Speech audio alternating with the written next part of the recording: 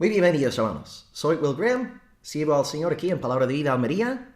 Es un gusto teneros una vez más conmigo en este estudio sobre la Confesión de Londres. La Confesión de Londres, 1689. Lo que hicimos la semana pasada fue empezar a estudiar la cuestión del canon de la Biblia. Y dedicamos la clase de la semana pasada a un estudio sobre el canon del Antiguo Testamento. ¿Cómo llegó a formarse dicho canon? Explicamos, por cierto, que canon significa regla, vara de medir. Hoy estaremos con el asunto del canon del Nuevo Testamento. Y aquí disponemos de muchos más datos históricos. Por tanto, la clase hoy será más larga y, lamentablemente, más densa que la lección de la semana pasada. Así que ánimo. Sé que la clase de la semana pasada fue difícil. Y hoy también creo que algunos tendréis que volver a ver el vídeo para realmente aprender bien todos los datos hoy compartidos. Pero lo bueno es que al tener el vídeo subido a YouTube, se puede ver todas las veces que queráis. Gloria al Señor. Entonces, voy a empezar hoy leyendo nuestra confesión, capítulo 1, párrafo 2, y leeré el mismo texto que leí la semana pasada. ¿Okay? Está aquí, 1.2, okay, dividido, este segundo párrafo en 5 líneas. Empiezo. Confesión de Londres 1.2. Con el nombre de la Sagrada Escritura, o la palabra de Dios escrita, ya se incluye todos los libros del Antiguo y el Nuevo Testamento, que son los siguientes. Aquí tenemos la lista de los libros del Antiguo Testamento y la lista de los libros del Nuevo Testamento. Dice, todos estos fueron dados por inspiración de Dios para que sean la regla de fe y vida. Fe alude a nuestras creencias. Vida alude a nuestra conducta. Bien, la semana pasada está el vídeo ya subido sobre la formación del canon del Antiguo Testamento. Hoy, la formación del canon del Nuevo. El título de esta clase es El canon del Nuevo Testamento. El canon del Nuevo Testamento. Bien, una pequeña introducción. Nosotros los protestantes reconocemos la autoridad de 27 libros neotestamentarios. Y podemos dividir estos libros a grandes rasgos en 4 bloques. Bloque 1, Evangelios. Hay 4. Bloque 2, Hechos. 1. Bloque 3, las cartas. 21. Bloque 4, Apocalipsis. 1. Evangelios, Hechos, cartas, Apocalipsis. Hoy esperamos descubrir la razón o las razones por las cuales reconocemos aquellos libros como autoritativos, como inspirados por Dios. Y espero entonces dividir esta sesión en 2 puntos. El primer punto de esta clase es la formación del canon del Nuevo Testamento, la formación del canon del Nuevo Testamento, y punto número 2, los principios rectores de canonicidad. Los principios rectores de canonicidad. 2 puntos. La formación del canon del Nuevo Testamento, seguida por los principios rectores de canonicidad. Primer punto. La formación del canon del Nuevo Testamento. Este punto va a ser el más denso. ¿Okay? Así que ánimo. Si os cuesta, os prometo que las próximas clases serán más fáciles que estas 2. La semana pasada fue difícil para algunos y hoy también me imagino que resultará densa para otros. En este primer punto, la formación del canon del Nuevo Testamento, voy a hablar de 3 periodos históricos. El primer periodo es el periodo apostólico. El segundo periodo es el periodo de los llamados padres apostólicos. Explicaré de qué va todo esto en aquel periodo. Y número 3, el periodo de los padres de la Iglesia, hasta el concilio de Hipona. ¿Okay? 3 subpuntos aquí. Periodo apostólico, periodo de los padres apostólicos, y luego el periodo de los padres de la Iglesia hasta el concilio de Hipona. Bueno, tomo un poco de té y empiezo entonces con el periodo apostólico. Bien. Periodo apostólico. Aquí aludo al periodo cronológico que se refiere a la vida de los apóstoles.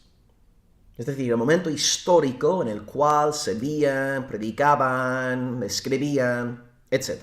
La época de los apóstoles, que más o menos termina en los años 90 del primer siglo con la muerte del último apóstol, a saber, Juan, el autor del cuarto evangelio. Bien, en la época apostólica ya podemos ver la autoridad del Nuevo Testamento claramente reflejada en dos hechos. El primer hecho es que los autores del Nuevo Testamento estaban conscientes de escribir con una autoridad poco común. Pondré algunos ejemplos. 1. 1 Corintios 14:37.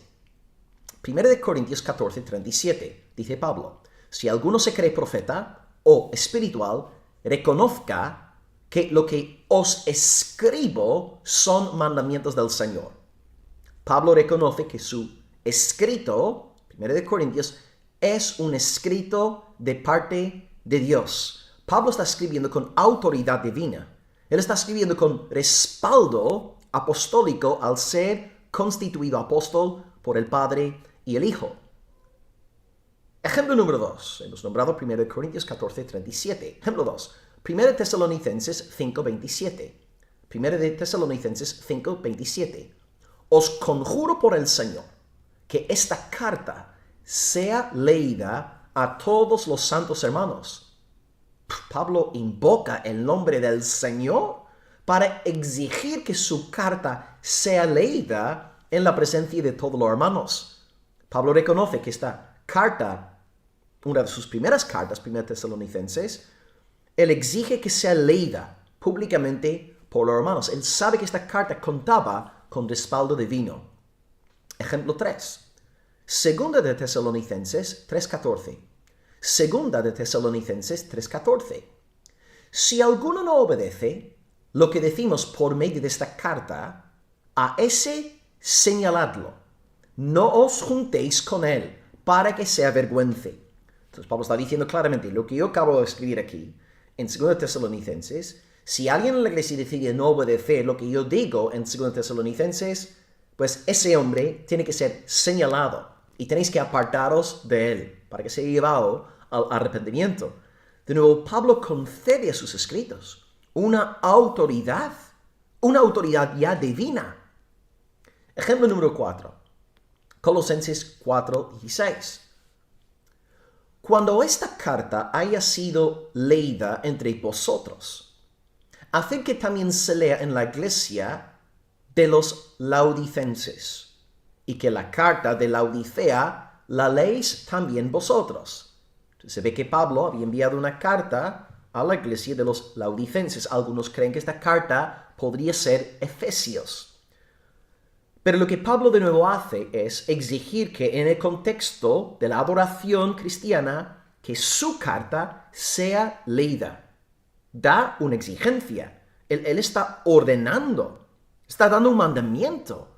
Una vez más, aquí vemos claramente que estamos en presencia de un escrito poco común, con una autoridad singular, de que Pablo era un apóstol.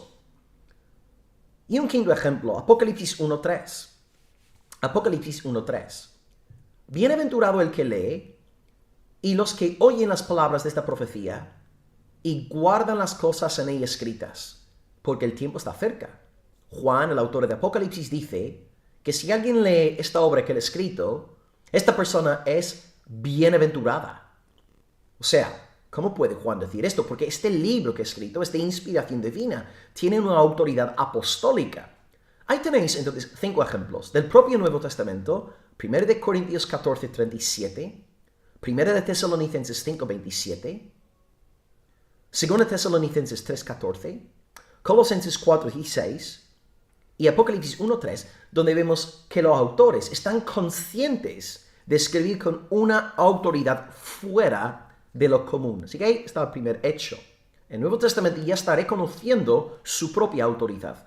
Y en segundo lugar, el segundo hecho donde vemos la autoridad del Nuevo Testamento en el propio Nuevo Testamento es en 2 ocasiones donde un autor neotestamentario cita a otro autor neotestamentario como un escritor inspirado por Dios, o cuyas palabras fueron inspiradas por Dios. Dos ejemplos. Ejemplo número 1. 1 de Timoteo 5:18. 1 Timoteo 5:18 dice lo siguiente. Pues la Escritura dice, no pondrás bozal al buey que trilla, y digno es el obrero de su salario. Ahí tenemos Pablo citando dos textos de la Escritura. El primer texto, no pondrás bozal al buey que trilla, se encuentra en Deuteronomio 25, versículo 4. Pero la segunda cita, digno es el obrero de su salario, esta cita está en el Evangelio de Lucas, capítulo 10, versículo 7. Es decir, Pablo estaba reconociendo la autoridad del Evangelio de Lucas. Pablo está diciendo que Lucas es escritura, que es un libro canónico autoritativo de parte de Dios. Así que el primer ejemplo es 1 Timoteo 5:18. El segundo ejemplo es, un caso más famoso, 2 de Pedro 3, 15 a 16, donde Pedro dice, como también nuestro amado hermano Pablo, según la sabiduría que le ha sido dada, os ha escrito casi en todas sus epístolas, hablando en ellas de estas cosas, entre las cuales hay algunas cosas difíciles de entender, las cuales los indoctos e inconstantes tuercen, como también las otras escrituras para su propia perdición. ¿Veis? Pedro está reconociendo los escritos de Pablo como escrituras, porque él dice, los indoctos tuercen los escritos de Pablo y tuercen las otras escrituras. Es decir, si tuercen los escritos de Pablo y tuercen las otras escrituras, pues Pablo, sus escritos han de ser también considerados como escrituras. 1 Timoteo 5:18 y 2 de Pedro 3, 15 al 16 demuestran que el propio Nuevo Testamento reconoce libros autoritativos dentro de la primera generación de creyentes. Ahora saltamos al periodo de los padres apostólicos. Los apóstoles, brevemente en el año 95-96 más o menos, Juan fallece y ahí acaba, por así decirlo, el periodo apostólico. Pero hubo personas que llegaron a conocer a los apóstoles antes de que falleciesen. Y estas personas que llegaron a ser líderes y escritores en la iglesia, esas personas son conocidas como los padres apostólicos. En otras palabras, eran personas que tuvieron algún tipo de contacto con los apóstoles de Cristo, o sea, contacto ya directo. Y los tres más importantes son Clemente de Roma, Ignacio de Antioquía y Policarpo de Esmirna. Clemente de Roma, Ignacio de Antioquía y Policarpo de Esmirna. Y podéis leer sus escritos en este tomo, obras escogidas de los padres apostólicos. También podéis descargar sus documentos en PDF, gratis, online. Están en muchas páginas diferentes, pero ellos son los padres apostólicos, escritores, líderes cristianos que habían tenido algún tipo de contacto directo con los apóstoles del Señor Jesucristo. Así que vamos a hablar brevemente sobre estos tres hombres.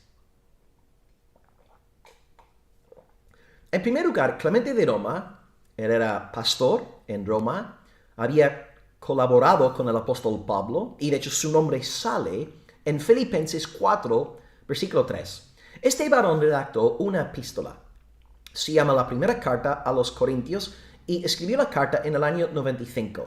Y ya en esta carta, claro, Juan más o menos murió en estas fechas, ya en esa carta vemos a Clemente reconociendo tres fuentes de autoridad: el Antiguo Testamento, los dichos de Jesús y las cartas apostólicas.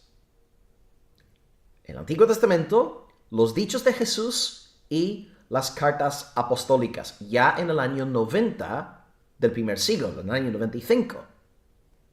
Segundo lugar, Ignacio de Antioquía. Él era un discípulo del apóstol Juan y él redactó una serie de cartas antes de su martirio por el año 108. En sus epístolas, que están ahí en el libro que antes os he enseñado, obras escogidas de los padres apostólicos, Se puede comprobar que Ignacio conoce los materiales de los evangelios y sabe que Pablo ha escrito cartas. Interesantemente, en su epístola a los romanos, es decir, la epístola de Ignacio a los romanos capítulo 4, él dice, no os mando nada, cosa que hicieron Pablo y Pedro. Ellos eran apóstoles, yo soy un reo. Podría entonces ser aquí una alusión a los escritos apostólicos, de que Pedro y Pablo tenían autoridad de parte del Señor, contaban con autoridad divina. Pablo escribió su carta a los romanos y Pedro, a través de Marcos, redactó el segundo evangelio para los creyentes romanos.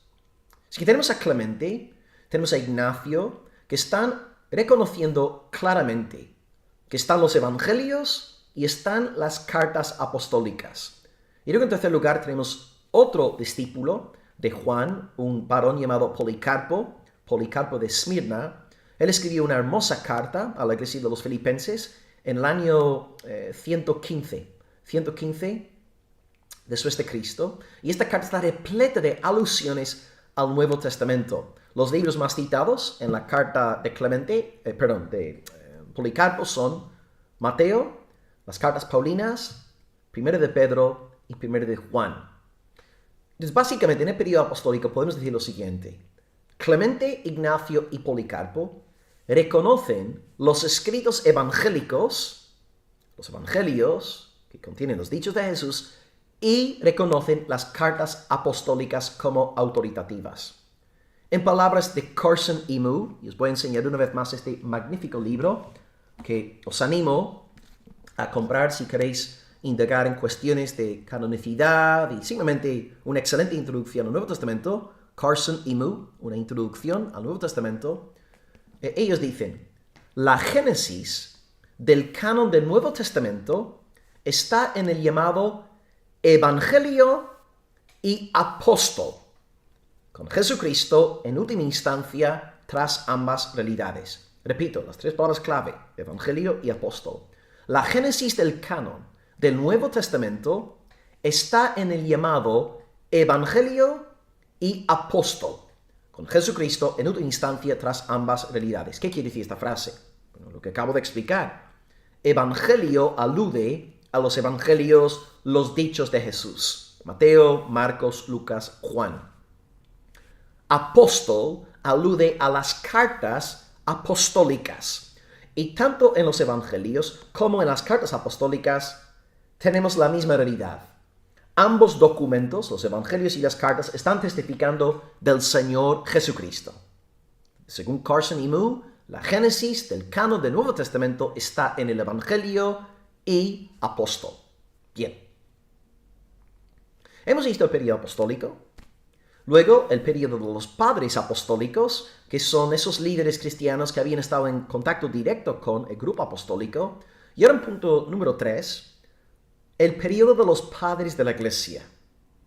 Podemos decir que el periodo de los padres de la iglesia comienza con la muerte de los padres ya apostólicos. Y este periodo en esta clase se extenderá hasta el concilio de Hipona. El periodo patrístico es más largo, pero en esta clase hoy solamente llegaremos hasta el concilio de Hipona. En este periodo, en el periodo patrístico, la iglesia llega a reconocer los 27 libros del Nuevo Testamento de manera ya oficial. En este subpunto, os comento que no procuro ser exhaustivo. Simplemente mencionaré algunas de las aportaciones más destacadas de aquella época asociadas con el reconocimiento del canon del Nuevo Testamento. Antes de comenzar, quisiera nombrar 3 razones por las que el reconocimiento del canon se hizo tan necesario. Primera razón, la existencia de herejes. La existencia de herejes.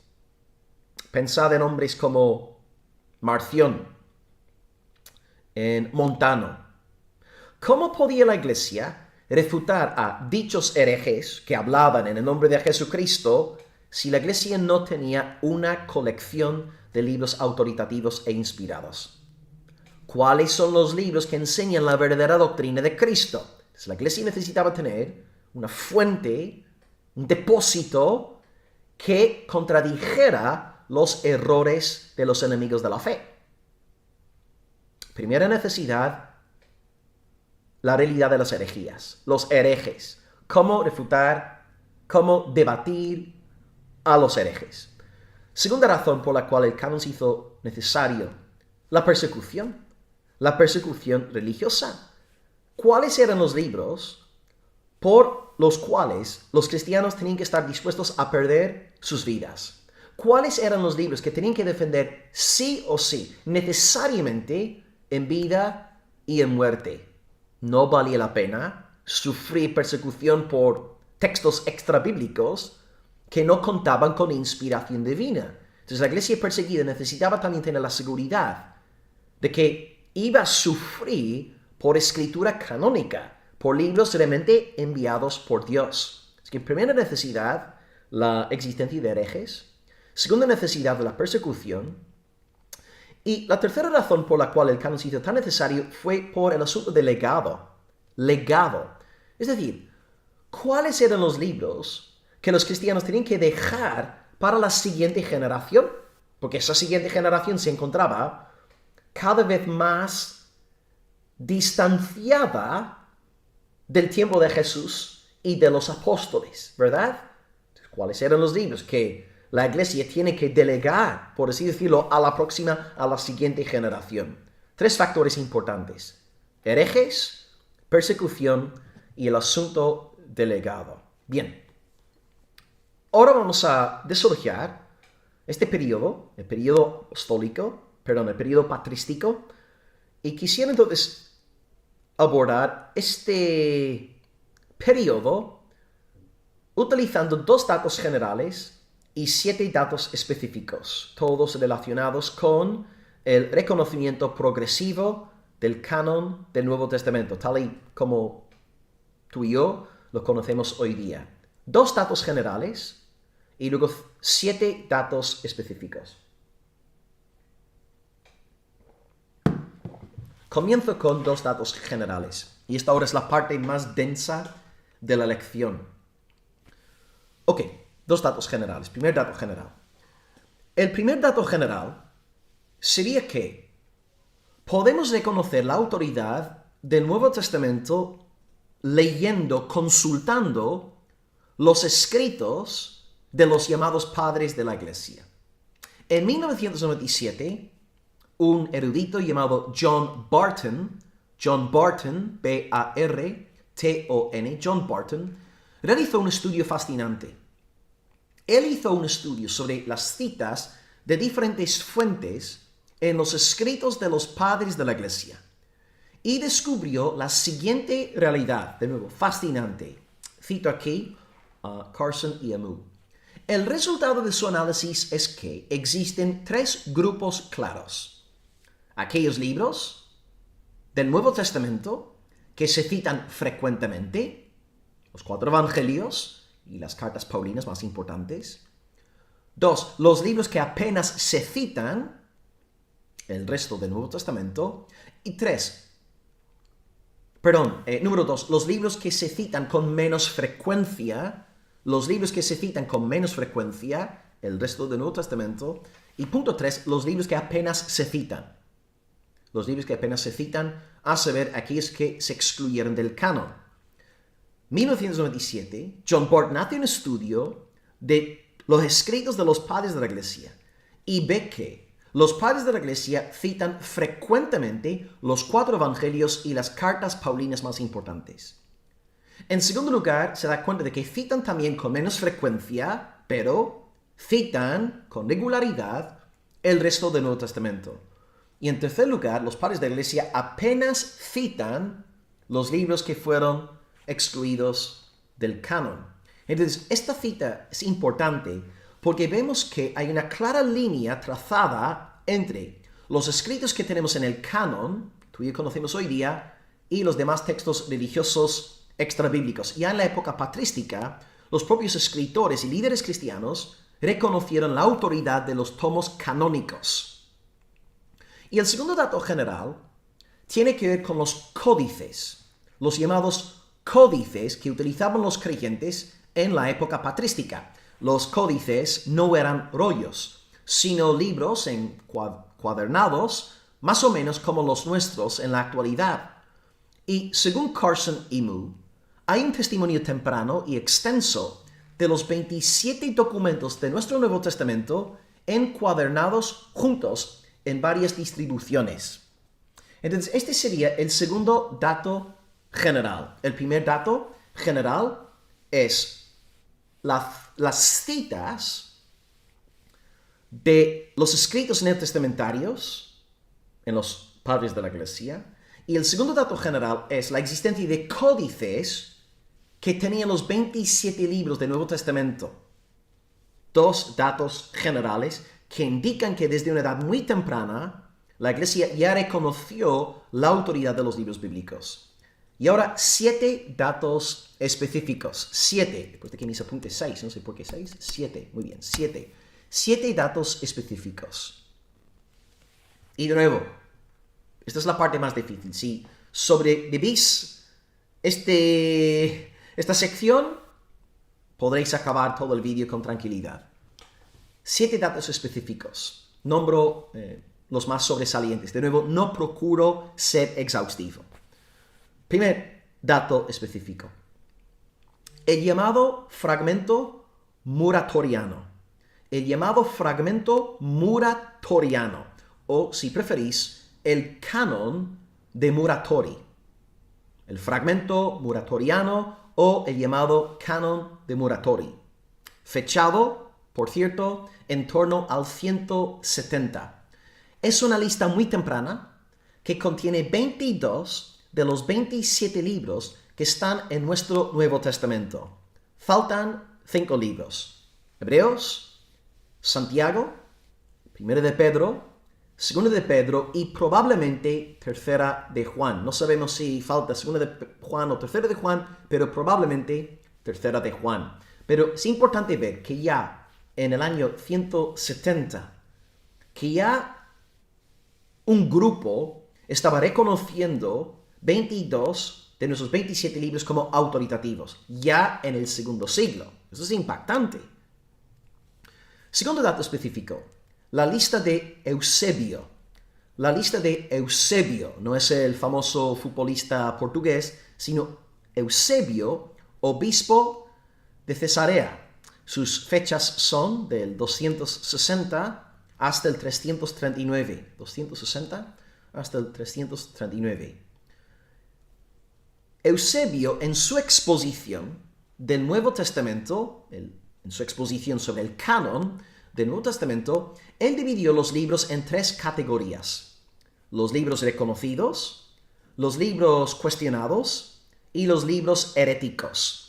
Y 22 de los 27 libros nuestros figuran en la categoría de libros reconocidos. Los 5 libros que salen en el apartado de libros cuestionados son Santiago, Judas, Segundo de Pedro, Segundo de Juan y Tercera de Juan.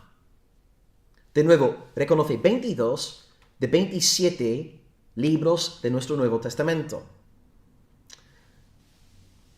Número 3. Dato específico número 3. El llamado manuscrito de Cheltenham. Cheltenham se deletrea C-H-E-L-T-E-N-H-A-M.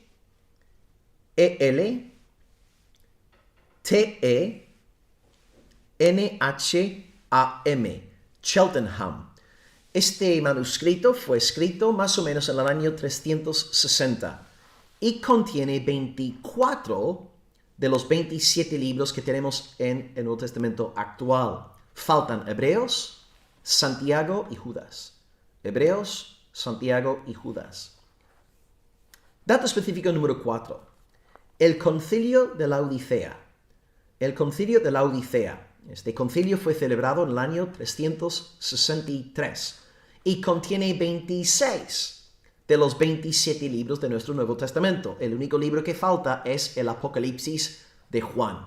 Concilio de la Odisea, 363, falta el Apocalipsis. Luego, quinto dato específico. La carta festiva 39 de Atanasio, el archiconocido obispo de Alejandría que fue usado por Dios para defender a la iglesia contra el arrianismo, ¿Os acordáis? Ari estaba diciendo que el Hijo de Dios fue el primer ser creado. Atanasio dice, Cristo, si no es Dios, no puede salvar. Cristo no puede ser nuestro Salvador si no es Dios. Y fue Atanasio el que Dios levantó para defender la fe cristiana. Y así se redactó el famoso Credo de Nicea en el 325. Él en su carta festiva 39, redactada por cierto en el 367, aquí por primera vez encontramos una lista con el canon del Nuevo Testamento tal y como tú y yo lo tenemos hoy. Y decía Atanasio, cito aquí textualmente, estas son fuentes de salvación, que nadie les añada ni les quite. Atanasio puso en su lista nuestro canon, los 27 libros. 30 años más tarde, este es el sexto dato, particular, específico, tenemos el Concilio de Cartago. El Concilio de Cartago se celebró en el 397, es decir, 30 años después de la carta de Atanasio, y aquel concilio contó con la presencia de Agustín, y ahí reconocieron los 27 libros. Ahí tenemos entonces por primera vez un concilio de iglesia reconociendo el canon tal y como lo tenemos hoy. Y finalmente, dato número 7, el concilio de Hipona. Aquel concilio fue celebrado en el 419 y aquel concilio reiteró la decisión del concilio de Cartago reconociendo los 27 libros como autoritativos e inspirados por Dios. Básicamente entonces podemos decir que desde Atanasio en adelante tenemos confirmada la lista que sigue con nosotros hasta el día de hoy. Bien, espero que todo haya sido fácil. Sé que han sido muchos datos nuevos, pero podéis volver a repetir la enseñanza. Así que hemos visto en esta sección dos datos generales que dan testimonio de que el canon del Nuevo Testamento ya fue reconocido desde una época muy temprana, a saber, por un lado, las citas de las Escrituras en los padres de la Iglesia, y luego la existencia de códices entre cristianos tempranos que tenían los 27 libros de nuestro Nuevo Testamento. Y luego hemos visto 7 datos específicos: el fragmento muratoriano, la lista de Eusebio, el manuscrito de Cheltenham, el concilio de la Odisea, la carta festiva 39 de Atanasio, el concilio de Cartago y luego el concilio de Hipona. Hasta ahí. Con esto podemos pasar a considerar el segundo punto de nuestra clase hoy. Y este punto ya será más breve que el primer punto. Los principios rectores de canonicidad. Los principios rectores de canonicidad. La pregunta que determina el contenido de este segundo punto es: ¿cuáles fueron los principios rectores que llevaron a la Iglesia a reconocer la naturaleza canónica de los escritos neotestamentarios? Y podemos también preguntarnos, ¿por qué algunos libros tardaron más en ser reconocidos como canónicos que otros?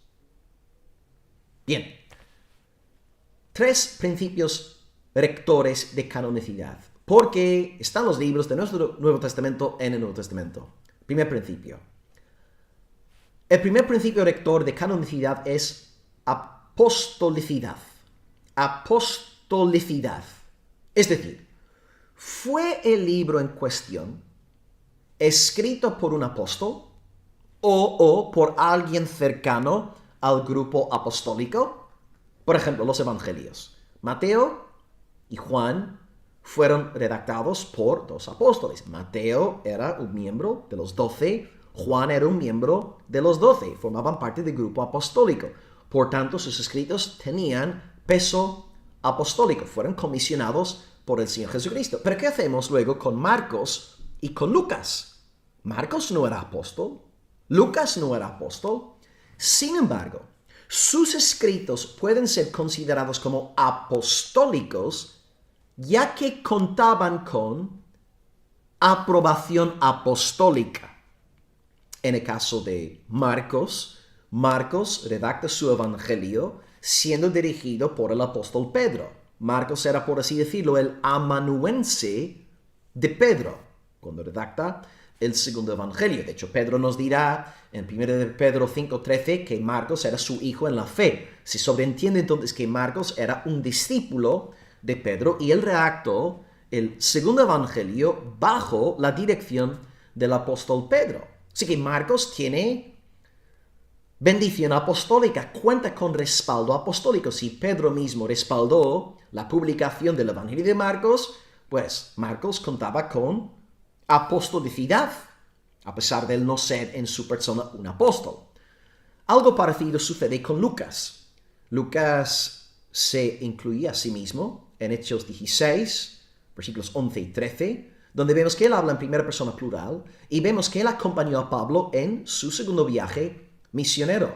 Pablo también nos dirá en Colosenses 4:14 que Lucas era el médico amado. O sea, Lucas contaba con el respaldo del apóstol Pablo. Y de hecho hay un dato muy interesante.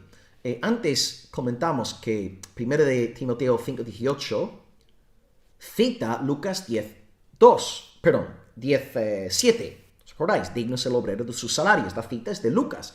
Pablo cita a Lucas como un escrito escriturístico, como un escrito canónico, inspirado por Dios. Y luego, eso es un dato interesante, en 2 Corintios 8:18, hay comentaristas que piensan que Pablo está aludiendo al Evangelio de Lucas. No podemos estar 100% seguros, pero es una hipótesis bastante interesante. Leo el texto. Dice 2 Corintios 8:18. Enviamos juntamente con él al hermano cuya alabanza en el Evangelio se oye por todas las iglesias. Esto podría ser una alusión a Lucas, al conocimiento del Evangelio de Lucas en diferentes iglesias. Entonces, una vez más, está aquí el principio de respaldo apostólico. Pablo está diciendo que Lucas cuenta con su sello apostólico, con su aprobación. Por tanto, el Evangelio de Lucas y el libro de los Hechos son tomos considerados como apostólicos. El primer principio para que un libro fuese reconocido como canónico fue el principio de apostolicidad. Ahora, ¿por qué es este principio importante? Porque, claro, los apóstoles eran los mensajeros comisionados por Jesucristo. Los herejes estaban hablando de un nuevo Jesús. Estaban inventando nuevas doctrinas, apelando a Jesús de Nazaret. Pero los verdaderos apóstoles, los que habían estado en contacto con Cristo, que habían sido comisionados por Él, o aquellos que habían escrito bajo la bendición de los apóstoles, ellos tenían peso a la hora de hablar en el nombre de Jesús, cosa que los herejes como Marción y Montano no podían hacer. Así que el principio de la apostolicidad dio fortaleza a la iglesia de Cristo. Primer principio, apostolicidad. Segundo principio, lo que hemos llamado el principio rector de canonicidad, es universalidad. Es decir, el libro en cuestión tenía que ser reconocido como autoritativo en el Occidente y en el Oriente. Ya sabéis, el Imperio Romano estaba dividido en dos secciones. Roma, la capital del Occidente, Constantinopla, la capital del Oriente. Teníamos entonces, la iglesia occidental, la iglesia oriental, que luego se dividió en el año 1054, y tenemos hasta el día de hoy la iglesia católica romana y la iglesia ortodoxa, y luego la iglesia protestante salió de la iglesia católica romana. Bien, el libro en cuestión tiene que ser aceptado en ambas esferas. Tiene que ser un libro reconocido en la iglesia universal, no ser un libro reconocido por unas pocas iglesias, como fue el caso con la primera carta de Clemente a los Corintios, que fue reconocida por algunas comunidades, pero no fue universalmente reconocida como una carta de Dios. Así que tenía que haber universalidad, es decir, el libro en cuestión tenía que ser leído en el contexto de la adoración cristiana, en el contexto del culto público. La iglesia tiene que reconocer dicho libro como un texto inspirado por el Señor. Así que apostolicidad. Número 2, universalidad. Y principio número 3, el tercer principio rector de canonicidad es ortodoxia o uniformidad doctrinal, ortodoxia. Explica Everett Harrison en otro libro buenísimo, Introducción al Nuevo Testamento. Cito aquí la página 107. Okay, ahí no lo veis ahí, así. Introducción al Nuevo Testamento, Everett Harrison. Él dice, la uniformidad doctrinal con el patrón ya poseído en el Antiguo Testamento y en la enseñanza de los apóstoles era un requerimiento útil que le permitía a la Iglesia desenmascarar y repudiar los escritos heréticos, tales como los de los gnósticos y también muchos de los apócrifos. Así que el libro en cuestión tenía que enseñar conforme a la doctrina del Antiguo Testamento y conforme a la enseñanza de los apóstoles del Señor Jesucristo. Así que 3 principios rectores: apostolicidad, universalidad y ortodoxia. Y es por estas 3 razones que algunas cartas tardaron más en ser aceptadas. ¿Por qué? Porque en cuanto al tema de la apostolicidad, pues algunos dudaron de la autoridad de Hebreos, de 2 de Pedro y de Apocalipsis, porque no sabían si aquellas cartas realmente habían sido escritas por Pablo, Pedro y Juan respectivamente. Por tanto, al no tener seguridad en cuanto a la paternidad literaria, algunos dudaban de dichos libros. Por eso tardaron en ser aceptados. En cuanto al segundo principio de universalidad, algunos llegaron a dudar de Filemón, 2 de Juan y 3 de Juan, porque eran cartas personales, escritas para personas y encima extremadamente breves. La gente pensaba, ¿podrían estas cartas realmente ser útiles, aplicables a la Iglesia universal? Y por eso algunos pasaron por alto Filemón, 2 de Juan y 3 de Juan. Y luego, en tercer lugar, el principio de la ortodoxia.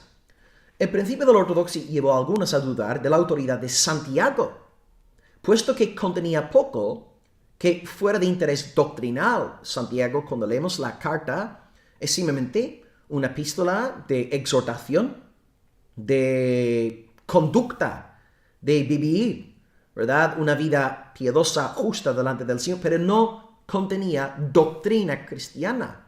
No hay enseñanza sobre la persona del Salvador Jesús, por ejemplo. Y por esta razón algunos llegaron a dudar de Santiago. Bueno, hay respuestas para las dudas que acabo de nombrar, pero sé que ya hemos superado los 40 minutos. No quisiera tampoco abusar de vuestra paciencia y si queréis, podéis luego escribirme y puedo comentaros cómo responder ante dichas dudas.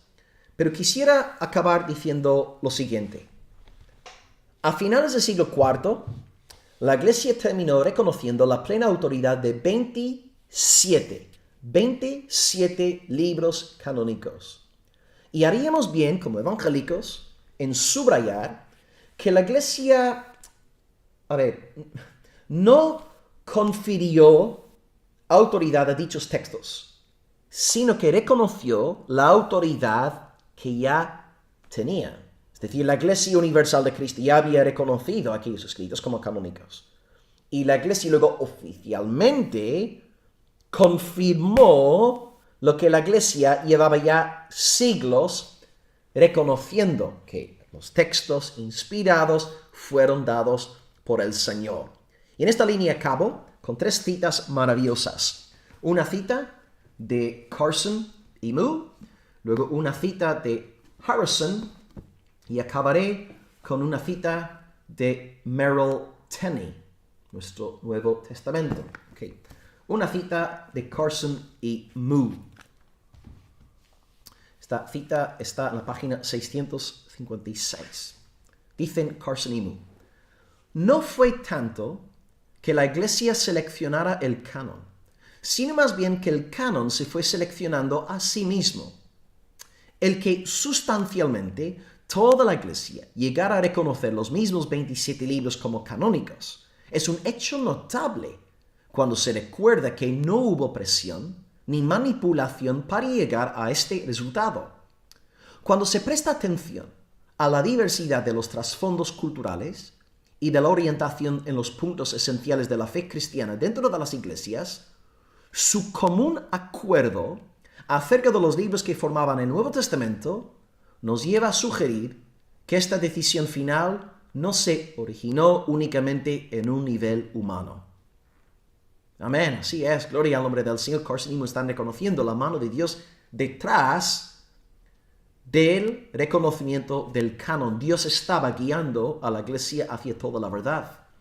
La cita de Everett Harrison, aquí estoy citando página 104 de su estudio.